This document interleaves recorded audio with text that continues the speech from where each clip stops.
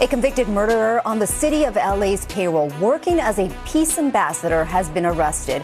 In May 2026, Los Angeles, California, federal agents arrest Michael Diablo Alvarez in MacArthur Park. According to prosecutors, the convicted 18th Street gang member had been working as a taxpayer-funded peace ambassador, a city program meant to prevent gang violence. But after being caught with military-grade body armor, which is illegal for a convicted felon to possess, the arrest sparked outrage. Los Angeles had paid Alvarez more than $58,000 through the Violence Prevention Program soon after he was released from prison, serving just 24 years of a 50-year sentence for a gang-related murder in 2002. With recorded jail calls allegedly capturing him discussing assaults on people who broke gang rules, investigators say there was no evidence he had cut ties with Barrio 18. But Alvarez is only one member of a gang whose influence stretches far beyond Los Angeles.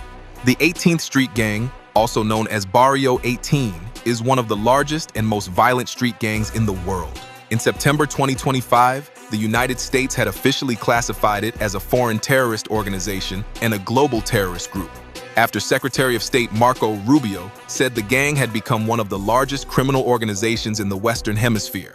But the gang's roots actually go back to the Los Angeles Rampart District during the 1960s.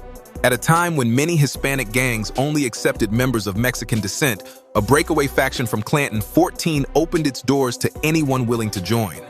Mass deportations from the United States in the 1990s spread Barrio 18 far beyond Los Angeles.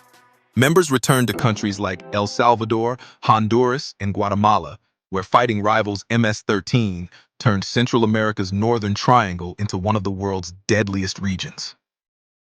In January 2026, under the orders of leader Aldo Dupi Ochoa, aka El Lobo, or the Wolf, Barrio 18 inmates took control of 3 prisons in Guatemala, kidnapping 50 hostages, while members on the streets carried out a series of attacks that left 10 police officers dead, after Guatemalan authorities refused to grant a series of prison privileges and political demands.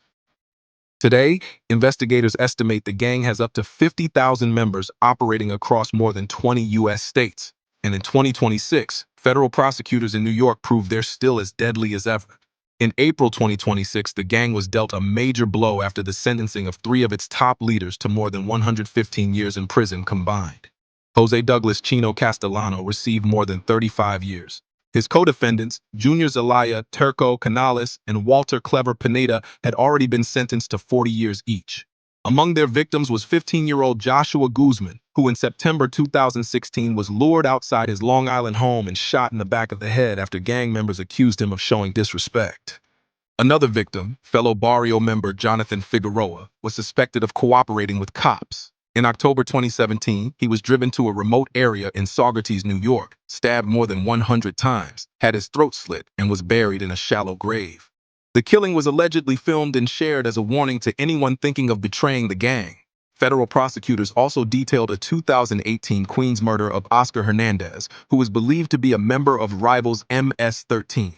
But as prosecutors continue dismantling its leadership one case at a time, one thing remains clear. More than half a century after a handful of rejected teenagers formed a gang on 18th Street, Barrio 18 has grown into one of the most violent criminal organizations America has ever seen.